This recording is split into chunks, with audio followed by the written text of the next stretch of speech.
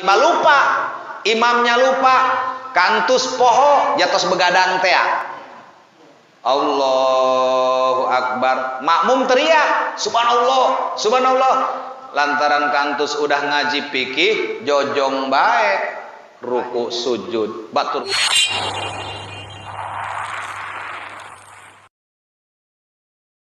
Jangan lupa subscribe, like, share dan komen channel Abah Yu Channel ya. Buat sobat semuanya, terima kasih.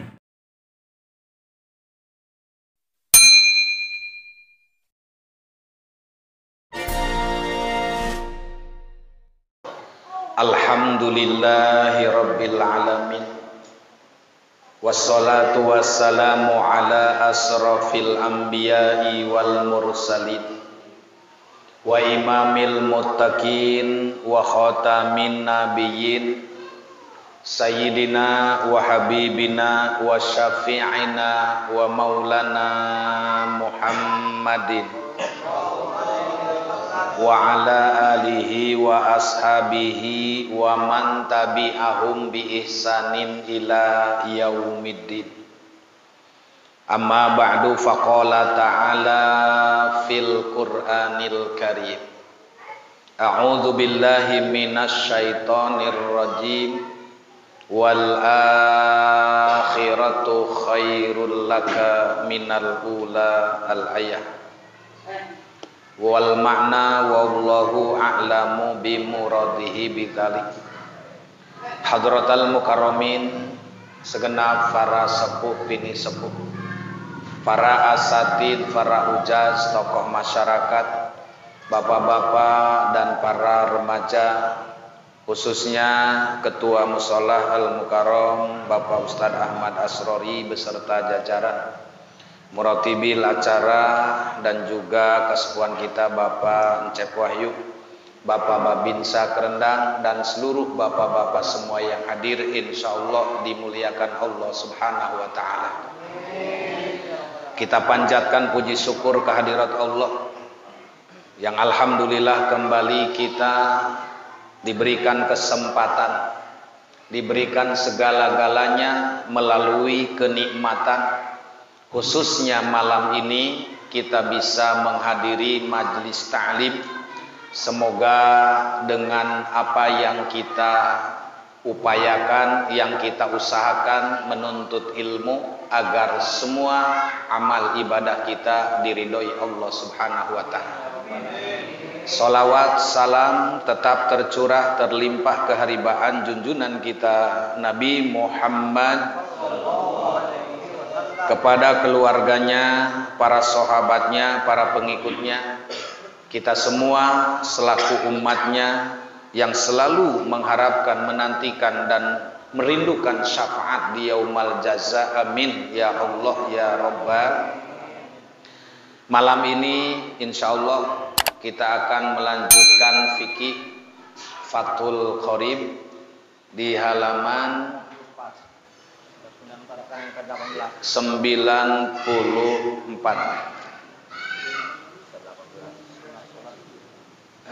Ya, kita buka kembali Fathul Qorib di halaman 94, yaitu tentang kesunahan sholat atau sunnah sebelum masuk waktu sholat.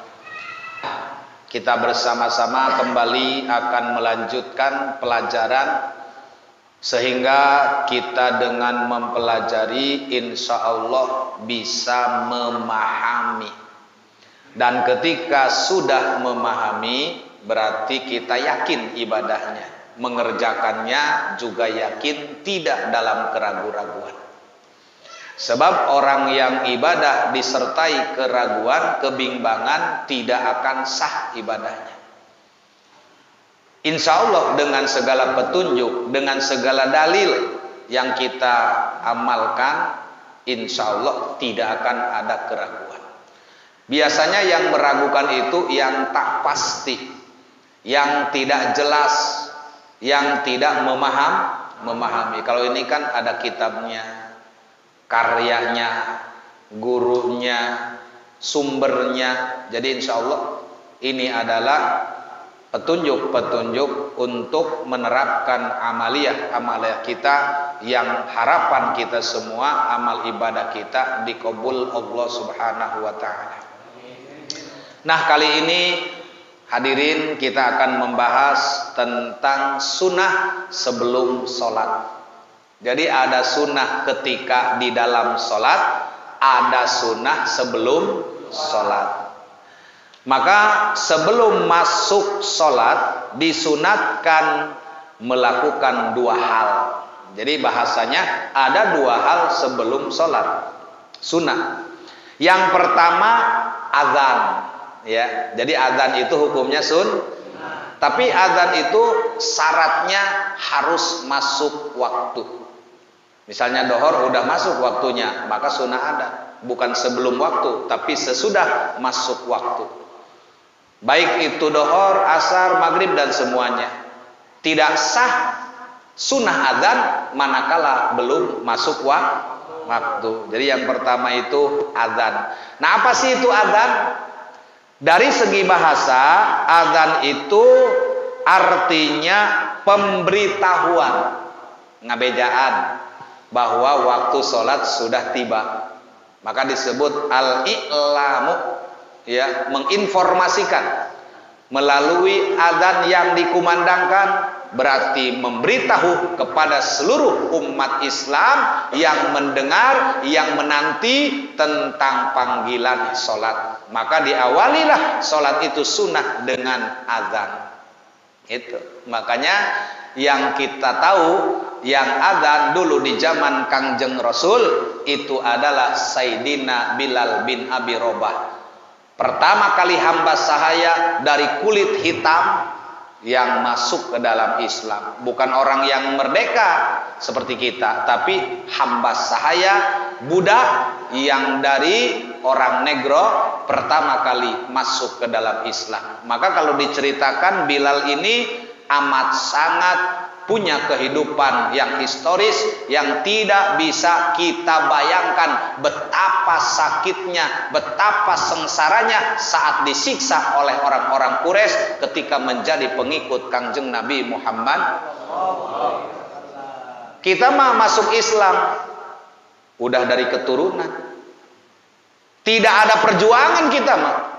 Sayyidina Bilal digusur di tengah terik matahari dengan batu-batu koral yang tajam dan panas menyengat, dibuka bajunya, diseret pakai kuda, sehingga itu batu-batu kerikil nyampur di punggungnya dengan darah dan tulang yang sudah meleleh. Tapi apa yang diucapkan oleh Bilal?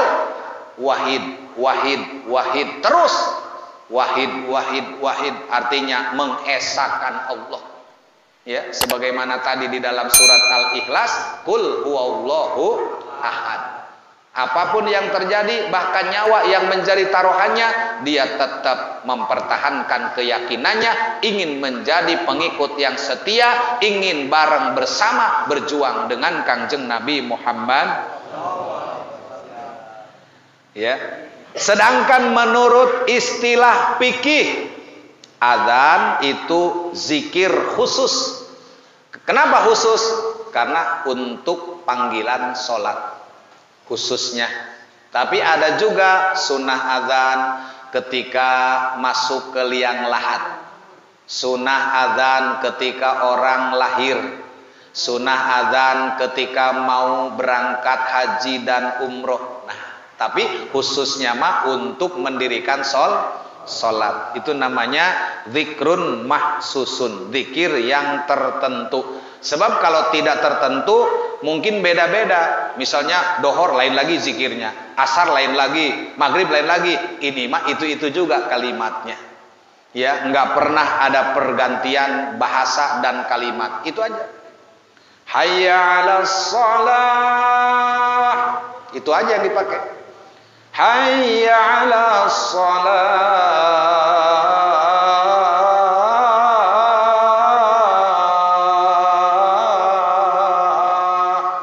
Jadi kalimatnya itu yang dipakai. Apa hayya 'alas shalah? Marilah buru-buru kita menunaikan salat. Itu kan ada maknanya, ada artinya. Memanggil, mengajak. Hayya 'alal falah. Mari kita menuju kemenangan. Artinya kalau orang sudah salat berarti menang melawan hawa nafsu. Pan setan menolak. Paling tidak senang kuru setan, gering parah. Lamun manusia digoda teka goda, gering setan. Tapi sebaliknya, kalau manusia tunduk, patuh, taat kepada setan, maka dia gendut. Kenapa? Karena dia vitaminnya daripada orang-orang yang diajak maksiat. Makanya kalau orang diajak maksiat senang, ikut, setan bahagia, setan gemuk, setan senang. Sebaliknya kalau menolak maka dia akan kurus. Mati mah enggak setan mah. Sebab setan tidak pernah mati kecuali nanti pada hari kiamat. Tapi manusia ada yang lahir, ada yang mati. Ada yang datang, ada yang pergi. Seandainya enggak pergi-pergi, datang terus, udah enggak muat ini. Makanya dibatasi umurnya. Kendaraan juga harusnya begitu. Ini kendaraan udah 20 tahun, udah jangan dipakai lagi, macet. Ini mah yang tua masih ada, yang baru nyetak terus-terusan, jalan tidak pernah ngelebaran, sehingga sempit, macet di mana-mana. Kalau di luar negeri kan enggak. 2 periode udah tidak berlaku lagi, dibakar, dibuat lagi istilahnya rorongsokan. Kalau kita mah ayo baik tahun 70 gaya keneh baik. Kayak gitu. Udah masuk jurang juga diala di mesinnya. Ya, dibikin lagi tuh.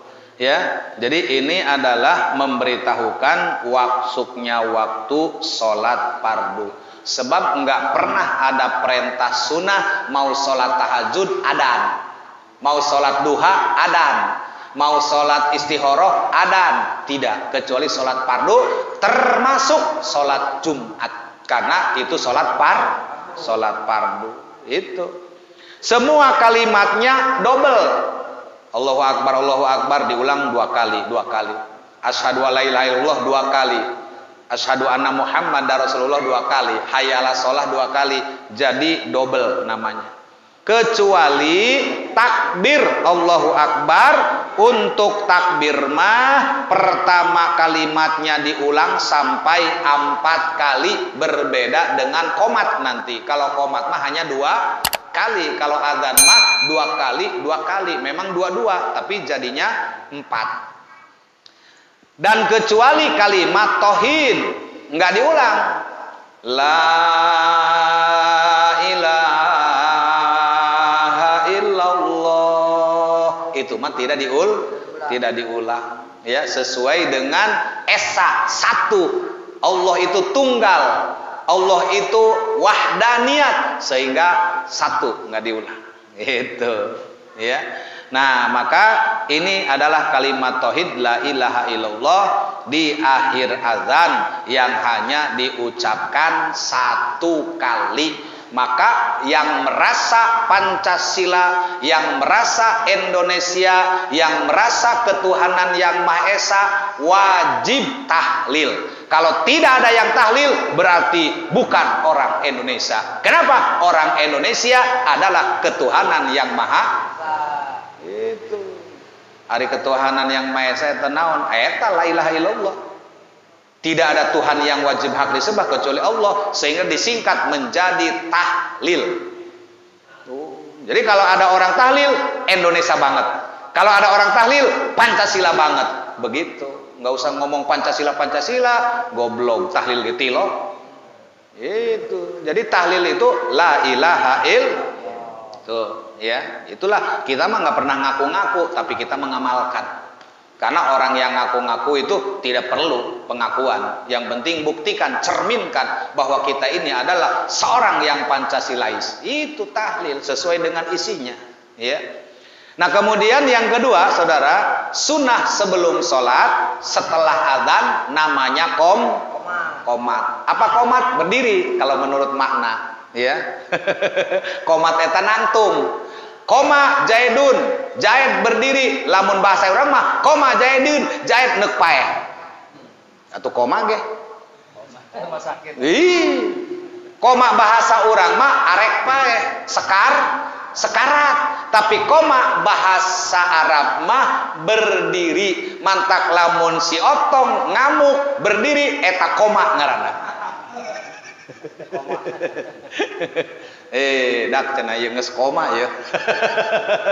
Itu ya, jadi yang kedua namanya qomat ya, makanya di situ qad qomati shalah. Nah, jadi sungguh didirikan salat. Makanya berdiri ketika udah qad qomati shalah, berdiri mau melaksanakan takbiratul ihram. Kata iqamah merupakan bentuk masdar ya, masdar kalau dalam ilmu shorof maksudnya dari kata aqoma ya, aqoma yuqimu iqamatan. Dinamakan qomat karena merupakan zikir yang khusus dikumandangkan untuk memberitahukan bahwa sholat akan segera dimulai. Di mana-mana juga kalau udah mendengar qomat pasti akan sholat. Tapi kalau belum qomat belum ada tanda-tanda sholat. Orang masih sholat sunnah, mungkin masih qobliyah, sehingga belum ada iqamah. Tapi begitu udah ada iqamah, yakin setelah beres kalimat ini akan dilangsungkan sholat. Itu, ya. Jadi merupakan zikir yang khusus. Jadi untuk apa? Dianjurkan untuk sholat fardu sunnah. Kalau sholat bukan fardu, maka bukan azan dan iqamah untuk memberitahukannya, namun dengan perkataan yaitu as-sholatu jami'ah. Orang mau sholat taraweh, as-sholatu jami'ah rahimakumullah, kan gitu ya. Jadi bukan dengan azan dan iqamah kalau untuk mendirikan sholat sunnah ya, itu diantaranya as-sholatu jami'ah. Mari sholat bersama-sama ya, baik untuk duhanya, untuk tahajudnya, untuk apapun seluar daripada fardu, itu namanya as-sunnah. Dan kita tahu bahwa definisi sunnah melaksanakan berpahala, tidak melaksanakan pun tidak ada ancaman. Tapi kita tetap rugi karena keuntungan kita dalam beribadah adalah yang sunnah. Itu wa sunanuha ba'da dukhuli fiha syai'ani. Tuh. Kemudian sunnah dalam salat. Kalau tadi sunnah sebelum salat, adzan dan qomat. Kalau ini mah kita ceritanya udah salat. Nah, apa sunnah-sunnahnya ketika udah di dalam salat? Maka sunnah salat ada dua macam yang bukan fardu. Yang pertama tahiyat awal, sering kita ucapkan sunnah abad, dan ketika lupa diganti dengan sujud sahwi. Tahiyat awal. Oh, setelah kita ngaji kitab ini baru kita kepikir, oh sugan aing mah tahiyat awal teh wajib, aing geus nangtung ge kamari, balik deui tadieu. Lantaran menganggap tahiyat awal wajib. Tapi ketika kita tahu sekarang bahwa tahiyat awal itu sunnah, ketika kita lupa udah berdiri di rakaat kedua, tidak perlu turun untuk tahiyat awal. Hanya saja nanti sebelum salam diganti dengan sujud sahwi. Begitu. Pakai ilmu mah enak. Imamnya pakai ilmu, makmumnya pun pakai. Repot kalau dua-duanya tidak pakai ilmu. Misalnya imamnya pakai ilmu, makmumnya tidak, pasti gogorowokan. Subhanallah, imam geus nangtung. Subhanallah. Akhirnya dia tahiyatnya masing-masing. Karena makmum merasa benar, imamnya dianggap salah. Mestinya rakaat kedua tahiyat awal, kok dia enggak? Maka dikasih isyarat, subhanallah. Karena imamnya udah punya ilmu, udah ngaji jojong bae. Akhirnya makmumna anu teu ngaji tahiyat awal masing-masing. Ternyata yang batal adalah makmum. Kamu tidak konsisten jadi makmum. Kenapa? Bukankah kamu mengatakan adaan makmuman? Kalau kamu mengatakan adaan makmuman, berarti apapun yang digerakkan imam harus ikut, walaupun salah. Tuh. Imam loncat. Imam noker. Paling balik babak belur di gebukan. Ditanya, gimana bah? Sholatnya enak, mantap sholatnya mama, tapi nggak kuat gebugannya doang. Itu mah sholat jawara.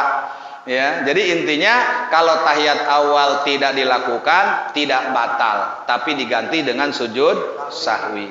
Itu ya. Yang kedua, sunnah di dalam sholat namanya sunnah ab'ad, kunut pada sholat subuh dalam i'tidal rokaat kedua. Tiap subuh kita subuh sholat. Begitu rokaat kedua bangun daripada ruku, sami Allahu liman hamidah, Rabbana lakal hamdu. Di situ kita baca doa kun, Allahumma hdina fiman hadait. Tiba-tiba lupa, imamnya lupa, kantus poho jatos begadang teh.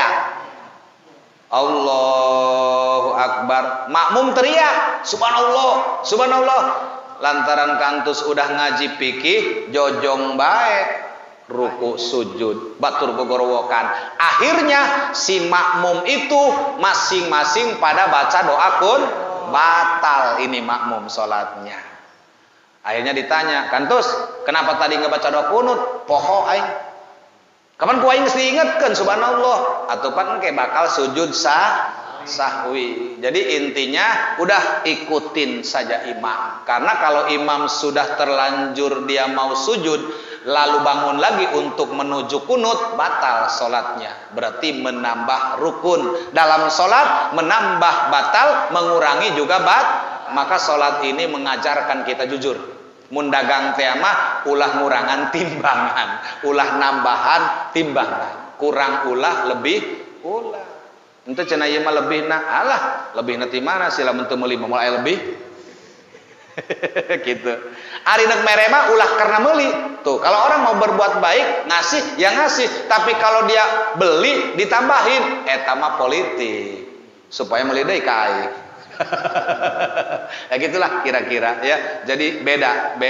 Allah Maha tahu. Kalau ada ketulusan di dalam hati hambanya, amat sangat tahu dengan sifat ilmu. Makanya disebut alimun dalam Al-Quran. Innahu huwas sami'ul alim. Sesungguhnya Allah Maha mendengar juga Maha mengetahui dari setiap perilaku hamba-hambanya. Ya. Nah, jadi kalau orang lupa doa kunut subuh, nggak usah berdiri lagi, udah lanjutin aja sholatnya. Namun sebelum salam sujud sahwi 2 kali. Subhanallah ya namu walayasu, subhanallah ya namu walayasu. Tarik lagi, Allahu Akbar, biasa robik firli. Sujud lagi, subhanallah ya namu walayasu 3 kali. Baru bangun lagi, duduk tawaruk, salam. Assalamualaikum warahmatullah. Begitu itu sholat. Jadi jangan sujud sahwi setelah salam. Ini banyak. Udah salam baru sujud sahwi. Waduh, nggak nyambung lagi aja itu. Ya, nggak nyambung. Nah inilah doa kunut di bawah ya. Karena sudah tiap pagi sholat, bahkan dari kecil sebelum kita berkewajiban sholat, kita sudah diajarkan doa kunut. Tapi ulama mah rajin. Kata ulama leus teuing kajeun geus parinter ge, ku aing ditulis bae bising aya nu poho. Tetep tulisannya lah. Cuman kita tinggal diganti ya. Kalau sendiri Allahumma dini. Kalau jadi imam berjamaah Allahumma dina. Begitu aja. Jadi dini sama dina. Kalau dini diri sendiri, kalau dina kita bersama. Begitu maknanya. Ya terus semuanya, wa'afina fiman hadait, wa tawallana fiman tawallait, wa barik lana fima a'tait. Jadi kalau misalnya kita sendiri boleh Allahumma dini saja. Tapi kalau berjamaah jadi imam, Allahumma dina. Kenapa? Supaya ada yang amin. Allahumma dina fiman hadait, amin. Wa'afina fiman afait, amin. Wa tawallana fiman tawallait, amin. Tapi kalau imamnya Allahumma hdini fiman hadait, pasti nggak ada yang amin. Kenapa? Karena dia hanya mendoakan diri sendiri. Itu ya. Nah, jadi intinya itulah yang harus kita pahami. Wal kunutu fi akhiril witri finis pisani min sahri Ramadan wa huwa kunuti subhil muqaddami fi mahallihi wa lafdihi. Kemudian jangan lupa ada juga kunut musiman, yaitu juga kunut dianjurkan pada rakaat akhir salat witir separuh kedua dari bulan Ramadan. Jadi kunut bulan puasa setelah malam yang ke-16 di akhir witir juga disunahkan Artinya nyambung, kalau ada orang yang witir di tengah-tengah tanggal 11 Ramadan dia lupa imamnya, juga boleh pakai sujud sahwi, bukan subuh aja. Kalau subuh kan tiap hari, kalau ini setahun sekali. Ya, takutnya lupa. Nyahona mah geus eueuh kunut dari malam pertama sampai malam 15 bablas terus. Tiba-tiba malam yang ke-16 ada suka lupa itu. Ya, untung diberi nyaho ku kantus kun kasih tahu tempat dan zikirnya sama dengan kunut subuh. Ya, tadi lafadznya sama ya Allahumma hdina fiman hadait, sebagaimana tadi disebutkan di atas ya, fi mahalihi wa lafdihi, penempatan dan lafadz-lafadznya sama saja baik pada witir Ramadan maupun pada setiap sholat subuh. Wala yata'ayyanu kalimatul kunutis sabiqati falau qanata bi ayatin tatadammanu du'aan wa qasada hasolat sunatul kunut. Kalimat kunut tidak harus menggunakan kalimat yang tersebut di atas. Banyak lafaz-lafaz kunut tapi yang sudah ditetapkan oleh ulama ini. Boleh menggunakan ayat Al-Qur'an yang mengandung doa. Contoh di dalam kunut ada Rabbana la tuzigh qulubana Rabbana wala tuhammilna ma la taqata lana bih, atau Rabbana atina fid dunya hasanah. Boleh niat kunut menggunakan Al-Qur'an yang ada kaitannya dengan doa. Boleh. Ya, jadi yang mengandung doa dia bermaksud membaca kunut melalui zikir Al-Qur'an. Maka itu sudah dianggap mendapatkan kesunahan kunut gitu. Sedangkan sunnah hayat wa hayatuhu ay salatu wa auda bi hayatiha malaysa ruknan biha wala ba'don. Tuh. Sedangkan sunnah hayat di dalam sholat itu ada 15. Hayat adalah sesuatu yang ada dalam sholat dan bukan merupakan rukun maupun sunnah abad yang bisa diganti dengan sujud sahwi. Artinya begini saudara, kita akan bahas tentang sunnah hayat. Jumlahnya ada 15. Sedikit apa banyak? 15 sedikit apa banyak? Banyak. Berhubung banyak, malam Kamis nanti yang akan kita sambungkan. Ini saja. Hadanallahu wa iyyakum ajmain. Wassalamualaikum warahmatullahi wabarakatuh.